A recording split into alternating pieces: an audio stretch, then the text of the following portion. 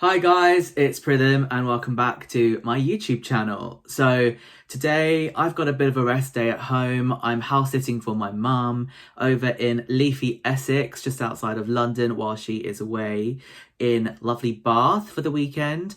And I thought I'd make you guys a video because it's been a while since I've spoken to you guys. So I've been really inspired by some of the book loving YouTubers that I've been watching. I've been really inspired by Eleanor Tabber, who's doing a reading challenge for this year to read as many books as she can. And last time I counted, I'm on around 18 books this year. I'm trying to get through a couple of more before the end of the month. The end of next month, which is the end of the year. So I'll update you guys with how that's going. And obviously I'm a huge fan of British booktuber and fellow Durham University alumnus, Jack Edwards, but I'm going to do my own take on a bit of a book club book review with you. Today, I thought I would do with you guys 5 books that are highly rated, that are featuring specifically gay male characters as leading roles, because that's kind of, from my perspective and my life experience, what I'm looking to be inspired by. I like different perspectives on the gay male experience and things that really touch me from a gay male love kind of perspective. And I'll also look at 5 books that I thought were really overrated but are typically hyped, that also feature gay male characters as main characters. I was thinking about ranking them, but I don't necessarily want to rank. I think I want to do some sort of like dish dash wishy-washy review, and just talk about some of my favourite and not so favourite books. So first off, we have Colm Toibin's The Story of the Night. This is stunning. It's sensual. It has lots of breathing space in it. It doesn't really try to be overly plot driven and go too fast. And it just feels very intimate and really beautiful. And it's about the extraordinary moments in an ordinary person's life. And I didn't actually know the author at all before. I actually got recommended this book when I was browsing in the Gay's the Word gay bookshop a few years ago in London, which is an amazing gay and queer bookshop. And the bookseller there recommended this to me, and I'm now obsessed with this author. I've actually read some of his short stories as a collection called The Empty Family, which I really recommend, which is gorgeous. So Colm Toibin is a Irish author, and he writes a lot about the gay experience. He also lived in Barcelona and worked as a journalist, which are also 2 things that I love, and I really recommend him and this book in particular. The reason why I love this, I'm not going to give too much away, but it's about a man who's coping with living with his mother later in age and is grieving when she passes away early on in the book. It's about a kind of late coming of age. It's about going to like gay saunas and wanting to find love, but having just to find, things that last the night. It's about moving country. It's about changing jobs, and it's beautifully written, so beautifully written. It's set in Argentina, so there's a bit of history there with the Falkland Wars going on in the background. But no, it's a top read, and I actually really recommend this. So next up, on number 2, we have Lie With Me, which is by Philippe Besson. He's a French writer, and it's one of the first kind of translated books that I've read. Lie With Me is gorgeous. I read it this year. I didn't read it in paperback. I read it on my Kindle. But it really hits the tone between being one of those lighter, kind of more holiday-ish and joyous reads, but still having substance and depth in it without it being too heavy and too serious. And it deals with quite a lot of interesting themes as well. I mean, I loved that it was lyrical. The translator did a really gorgeous job at translating the French to English without losing some of the poetry in the writing. It's about teenage adolescence, and it's about crossing those boundaries of illicit love and discovering your sexuality without it being cliche or hammy or syrupy. And it also is about crossing class divides and political divides. The main character is from quite a middle class family, and his love is from a more working class family. and it's about this kinship between the two boys as they grow up. They have their love affair and they kind of drift apart, but it's those parallel stories. One kind of, you know, the kind of more affluent one kind of goes to university and kind of finds a career, moves country. The other more working class one gets trapped in his hometown and kind of has a series of dead-end jobs and kind of a loveless marriage that's like a straight marriage, and how these kind of two men reconnect over time in their life. And it's beautifully done, it's evocative and slightly kind of dreamy, but it kind of really puts you in the mind of that main protagonist. And I think at a time when we all still need a bit of escapism for everyday life, it's really transportative. Number 3, I just finished this and this was fantastic. So James Baldwin's Giovanni's Room. Now, I was a little bit hesitant before first reading this because I was like, God, there's another kind of book about kind of a gay man who actually kind of says he's bi and is torn between kind of like his kind of betrothed fiance from America and his kind of, you know, sexy, slightly illicit male lover. But there's so much more than that. James Baldwin has a beautiful mind. He really looks at kind of the different layers in his protagonist's thinking, from the surface to the subconscious to the unconscious, and all the kind of lines in between the things that people say and the motives behind the reason why we do it. And it packs a punch in a really short kind of read. You can read this in a day or a couple of days. It took me a week to read this because I'm slightly lazy, but his way with language is gorgeous. There's a lot of things going on at play here. The main protagonist moves to Paris to get away from his family and to kind of reinvent himself, but he's still got this fiance in America, and it was one of the first American novels from an American author to deal with gay relationships and how nuanced they are and the kind of problems that come with them, but also the inherent kind of emotions, the shame, the guilt, but without it being, again, too hammy or on the nose. It kind of feels incredibly natural. He's also an amazing caricaturist. He's got such a way of painting his figures, and for something that packs a punch in a very short novella, you really can't go wrong. It's also a really important piece of like gay history, but more than that, a really enjoyable read. There's some really famous quotes on explaining the difference between Paris and New York. I think Jack Edwards picked up on this a lot, but I did love that. He kind of James Baldwin basically says New York is potential and is about what the future could be, whereas in Paris you kind of feel this space and this kind of like stuck in timeness, and I really like enjoyed that. So if you're looking for something that's about Paris as well, this is all set in Paris. It's very Parisian and beautifully kind of backdropped, as with the Parisian kind of lifestyle and setting in the background. So number 4 of a book that I really recommend is The Line of Beauty by Hollinghurst. I read this at a time when I was really like coming of age myself. I just finished university. I was 21. I was a bit lost. Nothing much has changed. And I was interrailing and traveling around Italy by myself for a couple of weeks. And I actually finished this book while I was on the steps of the Modern Art Museum in Venice, and it has stuck with me. It was such a transformative and transportative book. It's a blockbuster.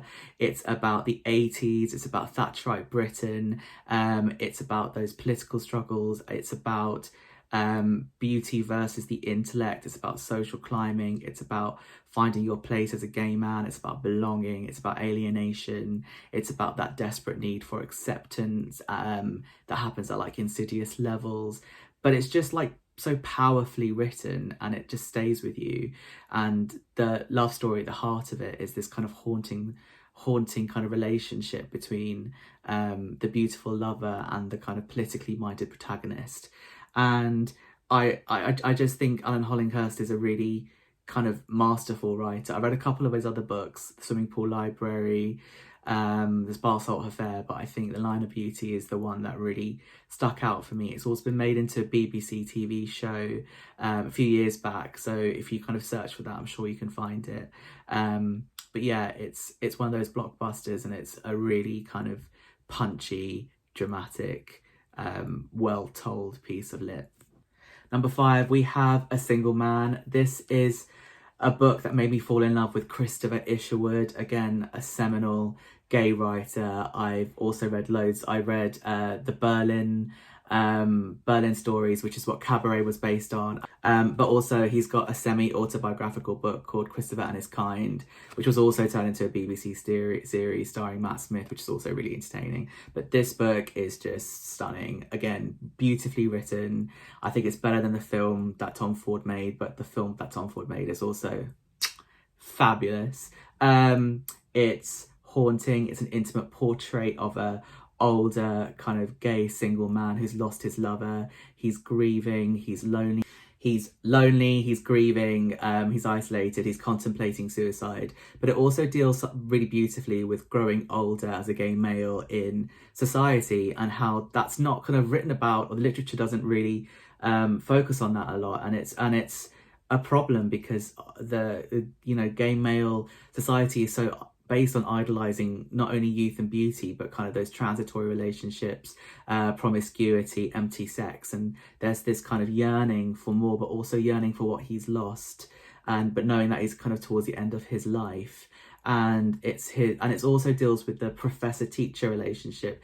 And I think a much more of a pure way than other books than Call Me By Your Name, which has this kind of conceit wrapped around it and is kind of also dealing with like adolescent love. This is more like, it deals with, the main protagonist is a English literature lecturer, and he has a kind of affair with one of his students who's, university age, and it feels a lot more kind of real and authentic than Call Me By Your Name. And again, novella, but it like packs a punch.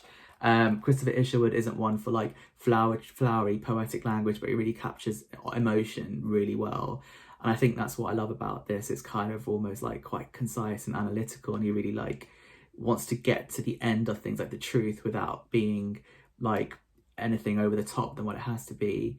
And just, again, one of my favourite books of all time, irrespective of whether gay or straight. You'll find something really gorgeous in here. Right, I'm now going to talk about some of the books that I think are overhyped. Okay, this is not a, like, I hate these books in any way, or like, like trolling anyone. That's not what I'm doing. It's just like literally my opinion.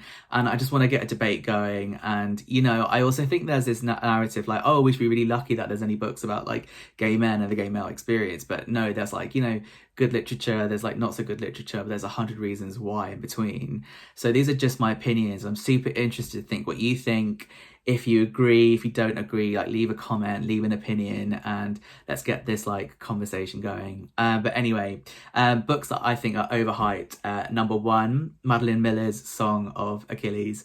I feel like I'm going to get into quite a lot of hot water about this because there's obviously a huge fan club for her and what she does, and she kind of restarted the whole retelling of the Greek myth thing. And I know people love this, like, modern retellings or like alternative perspectives on ancient Greek myths, but is it just me, or do I find it kind of lazy? I really love... I yearn for things that are based on like real life perspectives, or original stories, original fiction, even if it is more imaginative. But like, and I know that the Greek myths have a huge kind of well of like, myth and mystery to like deconstruct and excavate, and there's a lot of treasure in those. But I also just found it like, it read quite fan fictiony. I don't think Madeline Miller is like the most amazing writer. It just left me feeling like kind of like Twilight-ish-y. And the other thing as well, I didn't get much from the relationship, like the gay male relationship at the heart of it, between Achilles and Patroclus. I kind of just feel like it was just a bit color by numbers. It left me kind of wanting more. There wasn't enough intimacy in it. It was quite kind of plot driven. It felt like it wanted to be a movie or a Netflix series. And I didn't really get enough of what was going in each character's heads and the kind of nuances. And, you might think completely different, but I just thought it was really overhyped. I am really looking forward to reading Circe instead. And I think that might be a really interesting retelling of the Odyssey. But this one felt a little bit try hard.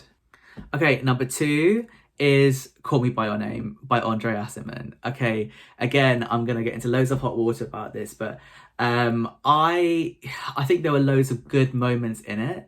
I literally think the speech at the end that the father makes to Elio, and it's kind of like, about love lost and about yearning for love and getting older and having been there and tried for something still leaves me breathless and my heart racing and makes me cry. It is one of the best monologues or like pieces of dialogue that I think have been written in like modern fiction wise. It just gets right to the bone and it's so stunning.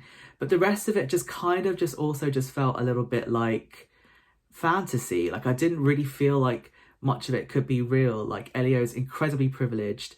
It's set in the 80s in like Italy in this like beautiful academics house where the son is like allowed to be gay, and it's great that there's a piece of fiction where like, oh, we don't, you know, there's no like obstacles or like gay shame or like family drama around this. But like I just found it slightly kind of unbelievable this could all kind of go on under the guise of like a mother and father in their family home. And also, is it just me or is that professor-student relationship a bit icky? Because Elio's like too young and Oliver's like a little bit too old, and I just feel like there must be some sort of like abuse of power or like responsibility or just like, you know, lack of duty of care. Like it just felt a bit icky, and I can't be the only one that thinks that. I just felt it was just like, I don't feel comfortable with it. Maybe that's me and like my own issues, but I didn't love it as much as like other people did. I thought the film was really beautifully shot, really well scripted, brilliantly casted and gorgeous to watch. But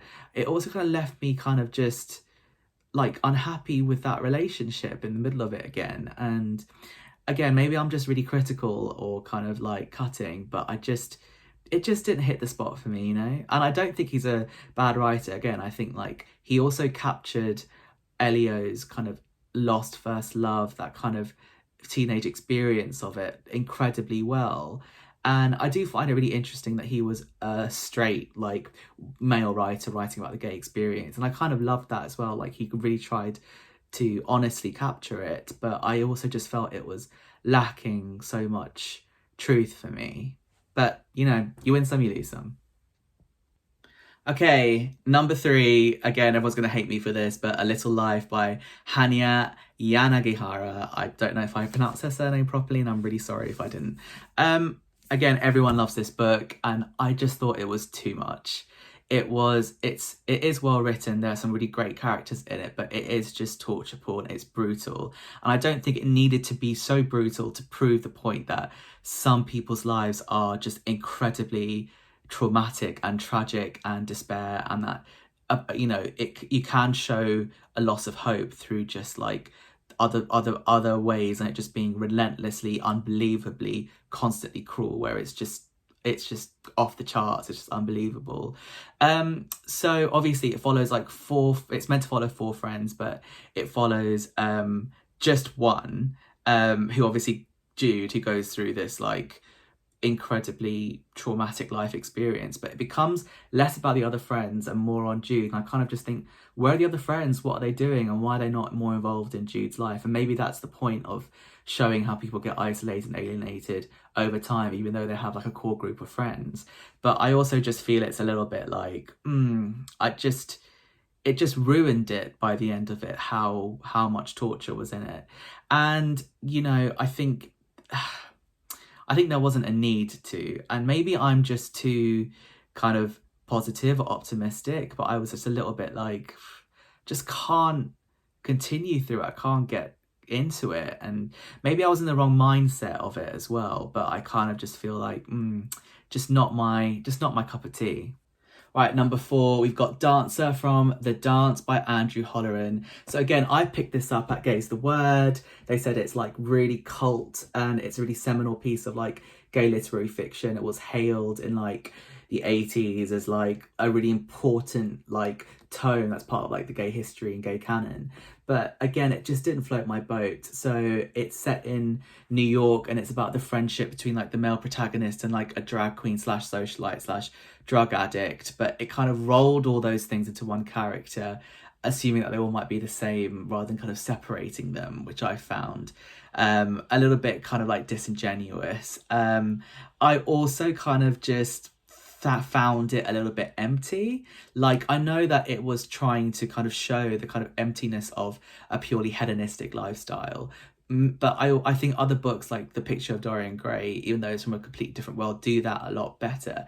It kind of felt like here there was no reprimand for any of the characters. There was no punishment or kind of like moral type of like consequence for like their recklessness, and they're just living hedonistically, apart from just their stuck in a cycle and just like a cycle of emptiness, which might be the point. But I just didn't, it didn't fill me up. It didn't give me kind of much or anything. It kind of felt like a bit of a chore to get through as well. But there are some really nice lines. I mean, the title is gorgeous. It's like, how can you separate the dancer from the dance? And it's about this kind of the dance being life, and also dancing through life, and us all being dancers, and it being kind of quite hedonistic. I think I've said dance enough. But you know, it's worth a curiosity look, and if you're really interested in history, gay history, and kind of the New York late 1970s 80s scene, it's really interesting for that. But I didn't get much kind of substance from it. Okay, number 5. We're going to end with City and the Pillar by Gore Vidal. Again, another like piece of gay history, a seminal gay novel, which was one of the first in the public consciousness about openly gay relationships. But again, I found it quite cynical and quite bleak. It kind of, you know, captures the consciousness in the gay kind of literary canon around kind of the gay lifestyle and gay characters. It kind of makes out gays, well, the male protagonist, to be kind of slightly kind of sociopathic, manipulative, full of like mental illnesses, an inability to be happy in any relationship, pining after like a teenage relationship and finding it coming short in other kind of relationships, and just that gay people are kind of destined to be unhappy. And I'm just a little bit like, where's the happy endings? Like, how do we change this narrative? I think that's the shift from like the 80s, 70s, 80s, 90s through to like the 2000s, and it's like changing those narratives for gay men and gay male characters, and almost living in like a post-gay kind of era. But like the City and the Pillow is just, it is again quite bleak, and it's quite damning, I felt. And it's interesting that, again, it was written by like a gay male character, but it kind of just reeks of unhappiness and unsatisfaction, and it kind of just left me feeling like, geez, this is depressing. Like, this is a depressing life. And I look to gay literature as like to be inspired and filled and nourished and like romantic, and it was just like honestly the complete opposite of that. So I want to end with like a bonus, and I basically want to talk about a book that I love, but it's not necessarily fiction. But I actually found this, and this is Letters to Yves. I think that's how I pronounce it, and it's about Yves Saint Laurent, and it's by his long-term boyfriend, partner, and business partner, Pierre Berger.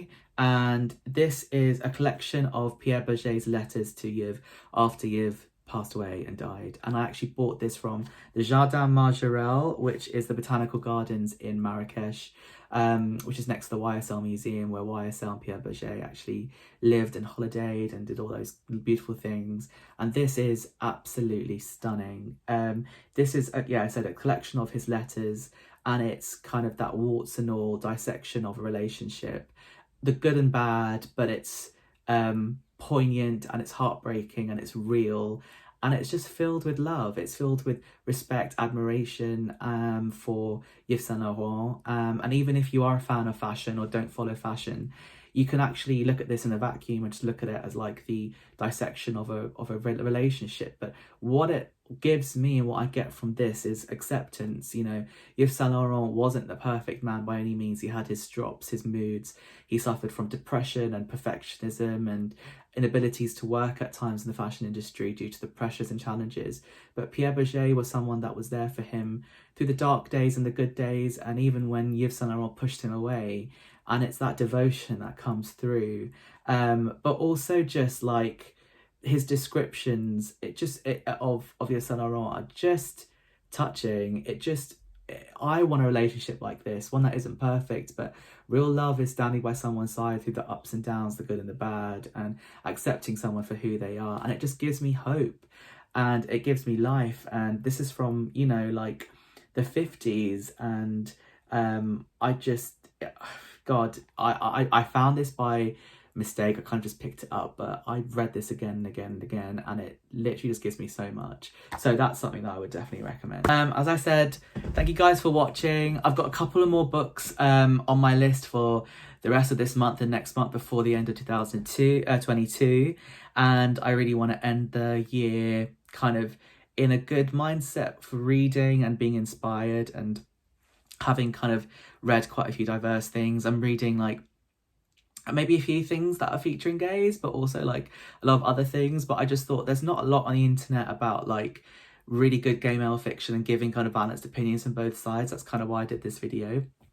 I just want to get my channel back up and going. I'm kind of going to do some travel stuff on here as well as kind of writing and book stuff. So I'm just going to keep this channel going and basically just upload the videos I want to make and talk about the stuff that I want to talk about. And I'm not going to try to brand myself, but if you guys like it, I would actually really appreciate a like, also a subscribe, or some comments in the comment section about what you liked, what you agreed with, what you didn't agree with, just to keep this going, give me a bit of motivation and inspiration.